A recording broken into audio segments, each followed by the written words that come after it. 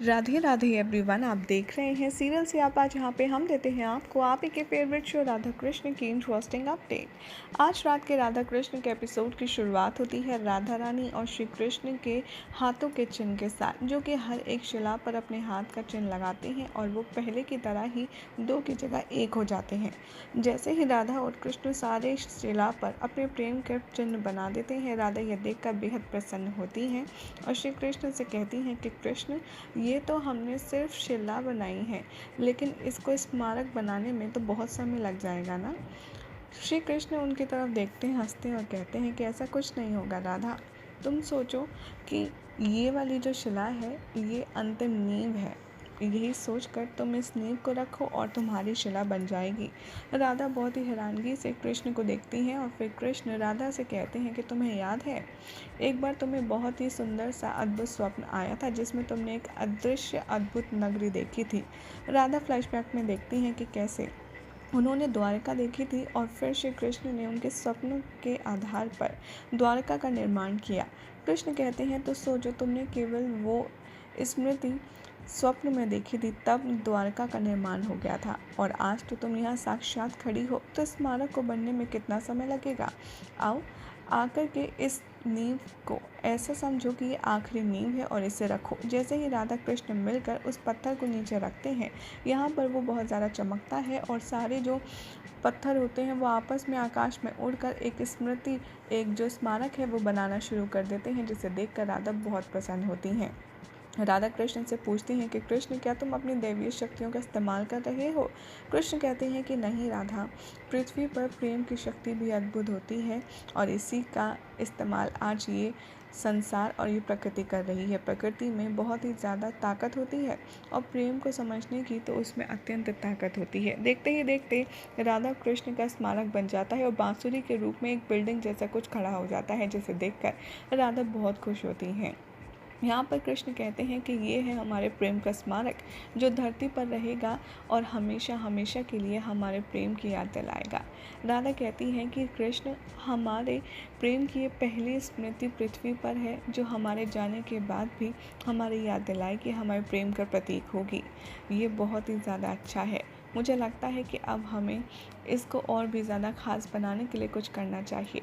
कृष्ण कहते हैं कि हाँ, इस स्मारक को और भी ज़्यादा अद्भुत बनाने के लिए मैं कुछ करना चाहता हूँ, और वो एक झंडा लाते हैं और उस पर राधा कृष्ण अपने अपने हाथ के दोनों प्रिंट्स रखते हैं और वो भी एक हो जाता है।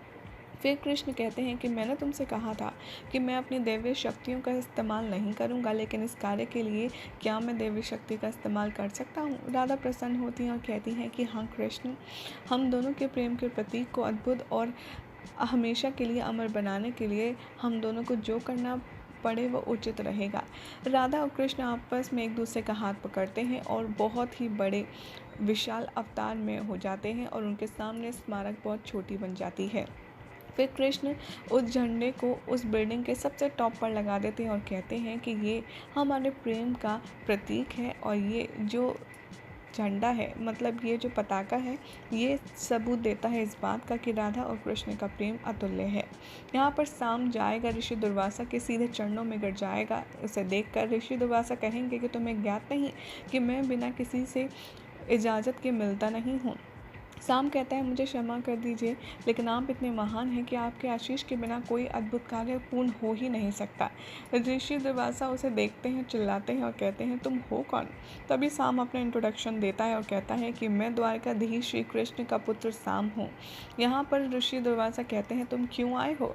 तब यहाँ पर साम बताता है कि दरअसल श्री कृष्ण एक बहुत ही विशाल स्मारक बनाना चाहते हैं, उससे पूर्व आपका आशीष चाहिए। अगर आपका आशीष हो तो वो कभी भी कोई भी ध्वस्त नहीं कर पाएगा, इसीलिए मैं इन गोपियों के साथ यहाँ आया हूँ ताकि मैं आपका आशीष पा सकूँ। ऋषि दुर्वासा कहते हैं, आशीष ऐसे मांगने आए हो, आशीष तो खुश होकर के दिया जाता है। यहाँ से चले जाओ और कृष्ण से कहो कि अगर उसे आशीष चाहिए तो मुझे प्रसन्न करना होगा। शाम जा ही रहा होता है, तभी वो देखता है कि कुछ ऋषि पूजा की विधि की सारी सामग्री एकत्रित कर रहे होते हैं। तभी शाम हाथ जोड़कर कहता है कि ऋषिवर, मैं इतनी दूर आया हूँ तो कम से कम क्या मैं आपके यज्ञ पूर्ण होने का यहाँ पर मतलब सिक्योरिटी वाला इंचार्ज संभाल सकता हूँ। मैं आपकी रक्षा करना चाहता हूँ ताकि आपके यज्ञ में कोई भी विघ्न ना आए। ऋषि दुर्वासा कहते हैं कि क्या तुम मेरे यज्ञ की रक्षा करने में सक्षम हो? यदि अगर मेरा यज्ञ बीच में ही खंडित हुआ तो ध्यान रखना तुम्हें मेरा श्राप मिलेगा और मैं तुम्हें भस्म कर दूंगा।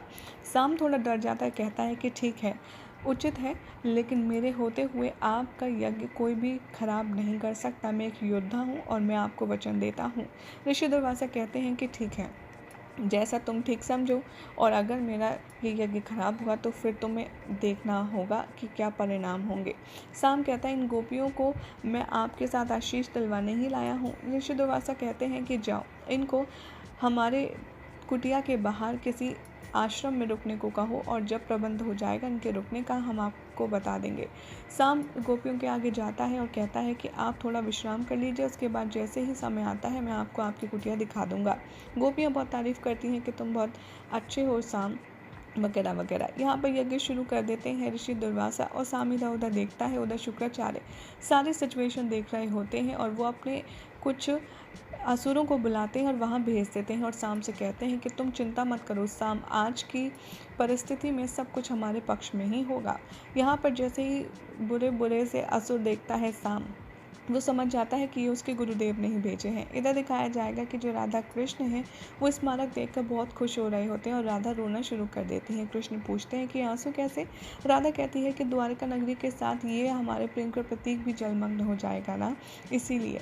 कृष्ण कहते हैं कि जो आने वाला है उसकी चिंता में तुम अभी की चीज़ें क्यों गवा रही हो? राधा कहती है कि मैं जानती हूँ कृष्ण ये होना है, लेकिन क्या करूँ, विचार तो आते ही हैं ना, और दुख भी होता है। कृष्ण कहते हैं कि हाँ राधा, ये बात सत्य है कि सब कुछ जगमग्न हो जाएगा, लेकिन ये हमारे प्रेम का प्रतीक सबसे अंत में जलमग्न होगा। इधर दिखाया जाएगा कि जो ऋषि हैं वो पूजा कर रहे होते हैं और वो जो असुर होता है वो बार बार वो इंटरप्ट करने की कोशिश करता है, जहाँ पर साम हमेशा की तरह जैसे बॉलीवुड फिल्म्स में हीरो बनते हैं अपने ही गुंडों से लड़ाई करके, सेम वही वाला सीक्वेंस आपको देखने के लिए मिलने वाला है। साम एक एक करके सभी असुरों को पीट देगा और कुछ से पिटेगा भी, ताकि उसकी ये जो परफॉर्मेंस है वो नेचुरल लगे, और एट लास्ट में यज्ञ पूरा हो जाता है और साम सारे असुरों को मार कर भगा देता है। यहाँ पर गुरु शुक्राचार्य कहते हैं कि साम, तुम्हारे अद्भुत दृश्य से, अद्भुत प्रदर्शन से मैं प्रसन्न हुआ। और यहाँ पर बाद में साम भी बहुत खुश होता है और ऋषि से कहता है कि मैंने आपके तप में कोई विघ्न नहीं आने दिया, अब मुझे आज्ञा दीजिए। जैसे ही वो जाता है ऋषि दुर्वासा कहते हैं रुक जाओ, मैं तुम्हारी सेवा से प्रसन्न हूँ, मैं तुम्हें कुछ वरदान देना चाहता हूँ। साम कहता है नहीं नहीं, मुझे कुछ नहीं चाहिए, आप सिर्फ मुझे अगर आशीष देना चाहते हैं तो मेरे पिताश्री को दीजिए। यहाँ पर कहते हैं ऋषि दुर्वासा ठीक है, कल सुबह सूर्य अस्त के समय मैं तुम्हें आशीष दूंगा और अभी जाकर के विश्राम करो।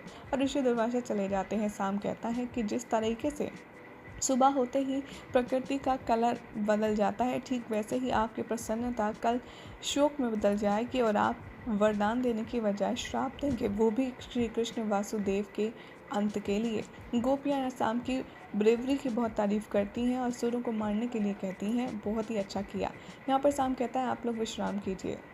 यहाँ पर श्री कृष्ण राधा को स्मारक के बारे में कुछ बातें बताते हैं और कहते हैं कि भले ही द्वारका नगरी जलमग्न हो जाएगी, लेकिन जिस तरीके से प्रेम हमारे हृदय में सदैव रहता है, वैसे ही जल के अंदर हमारे प्रेम का प्रतीक भी रहेगा और इसकी पवित्रता सभी लोग फील कर पाएंगे, इसकी पवित्रता को। राधा थोड़ी सी खुश हो जाती हैं। श्री कृष्ण कहते हैं कि अब पृथ्वी पर हमारे प्रेम का ये पहला प्रतीक है, अब यहाँ पर तो हो गया, अब हमें अगला प्रतीक जल में बनाना चाहिए।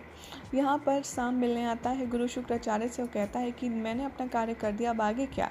तभी शुक्राचार्य उसे अपनी शक्तियों से वहाँ का दृश्य दिखाते हैं जहाँ पर गोपियाँ तालाब के किनारे बैठी होती हैं और वहाँ पर उनका असुर ऋषि बनकर उन्हें लेने आता है। कहता है कि चलिए मैं आपको दिखाता हूँ आपका कहाँ पर है निवास स्थान।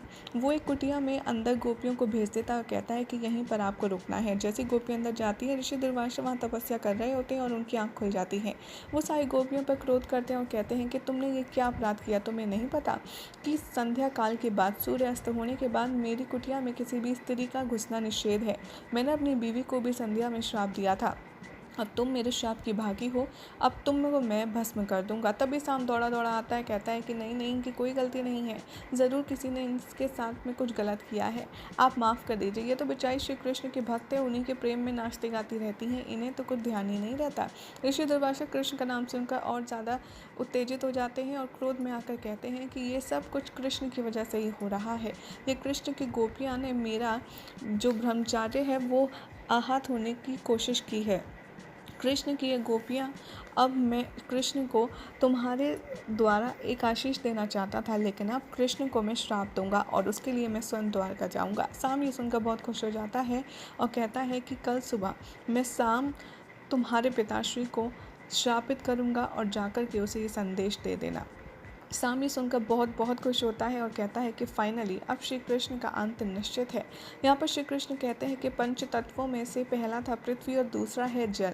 अब जल में भी हम अपने प्रेम का प्रतीक स्थापित करेंगे। राधा कहती हैं वो कैसे? कृष्ण कहते हैं बहुत जल्द तुम्हें ज्ञात हो जाएगा। यहाँ पर शाम कहता है कि चाहे जितनी भी कोशिश कर लो, राधा कृष्ण का अंत तो निश्चित है। और यहाँ पर ऋषि दुर्वासा तुम्हें ऐसा श्राप देंगे कि तुम तुरंत भस्म हो जाओगे। यही हो जाएगा आज रात के एपिसोड का। जिसके बाद कल क्या होगा आपको बताएंगे नेक्स्ट रिपोर्ट में।